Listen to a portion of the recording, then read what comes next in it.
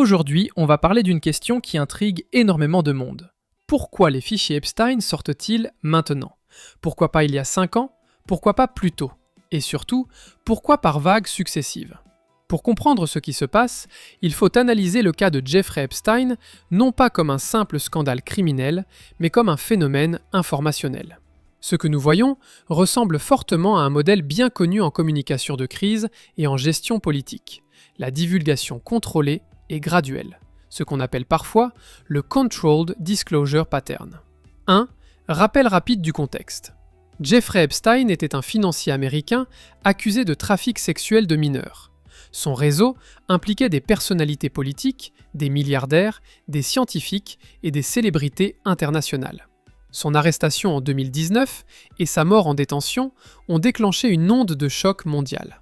Depuis, des documents judiciaires, des listes de contacts, des témoignages et des pièces issues de procédures civiles ont été publiés progressivement, notamment dans le cadre de l'affaire impliquant Ghislaine Maxwell. Mais ce qui intrigue, ce n'est pas seulement le contenu, c'est le timing. 2. Pourquoi maintenant? Dans les affaires d'état sensibles, l'information n'est presque jamais diffusée d'un seul bloc. Elle est libérée en séquence. Pourquoi? Parce qu'une divulgation massive et brutale provoquerait un choc politique immédiat, une perte de confiance généralisée, une instabilité institutionnelle, une pression médiatique incontrôlable.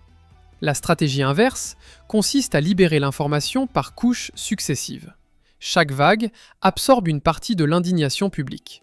L'opinion s'habitue, l'émotion diminue, la nouveauté se banalise. C'est exactement ce que nous observons ici. 3. Le pattern de divulgation contrôlée. Ce pattern fonctionne en plusieurs étapes. Étape 1. La révélation initiale. On expose un fait grave mais limité. Dans le cas Epstein, arrestation, accusation, procès. Étape 2.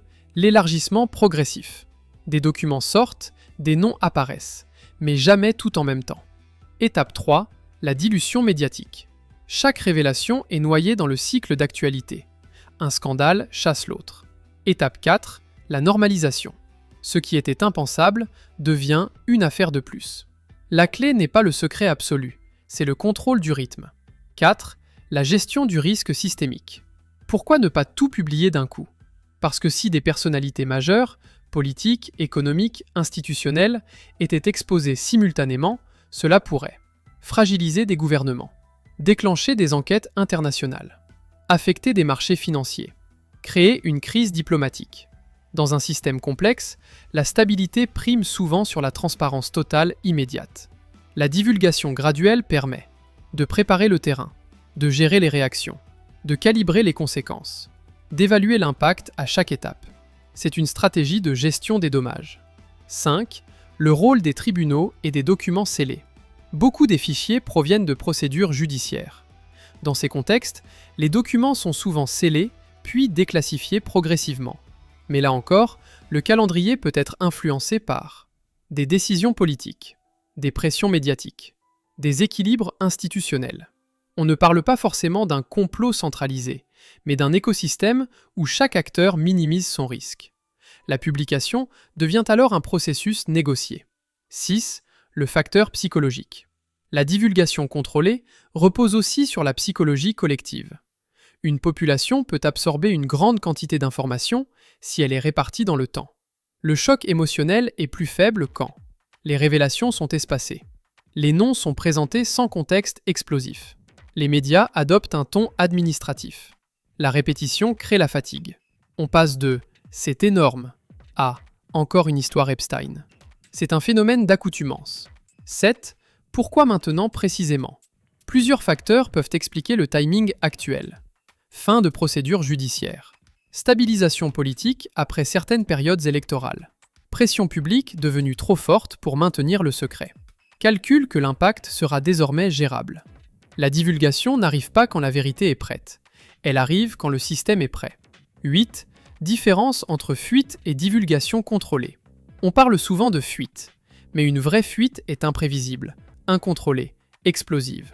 Ici, nous voyons plutôt des publications organisées, des documents légalisés, des diffusions cadrées. Cela ressemble moins à une brèche qu'à une vanne qu'on ouvre progressivement. C'est toute la différence. 9. les précédents historiques. Dans l'histoire moderne, beaucoup de scandales majeurs ont suivi ce modèle.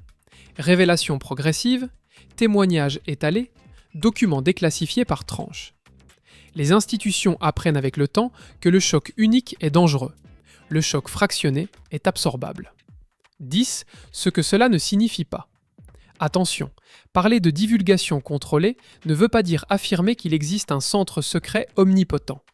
Il s'agit plutôt d'une convergence d'intérêts, d'une culture institutionnelle de gestion du risque, d'un réflexe de protection systémique.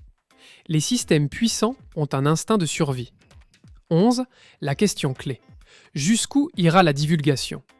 Le pattern suggère que tout ne sort pas en même temps, certaines informations peuvent rester scellées, d'autres peuvent être expurgées. La divulgation contrôlée n'est pas une promesse de transparence totale, c'est une stratégie de stabilisation. La vraie question n'est pas « pourquoi ça sort ?», mais « pourquoi ça sort à ce rythme ?» Conclusion. L'affaire Jeffrey Epstein dépasse largement le cadre d'un scandale criminel individuel. Elle touche aux élites, aux institutions et à la confiance publique. La publication progressive des fichiers s'inscrit dans un modèle bien connu, la divulgation contrôlée et graduelle. Ce modèle permet de réduire l'impact systémique, de canaliser l'indignation, de protéger la stabilité institutionnelle, d'éviter une onde de choc incontrôlable. Cela ne prouve pas nécessairement un complot centralisé, mais cela révèle une chose. L'information sensible ne circule jamais au hasard. Elle circule selon un rythme. Et comprendre ce rythme, c'est comprendre une partie du pouvoir.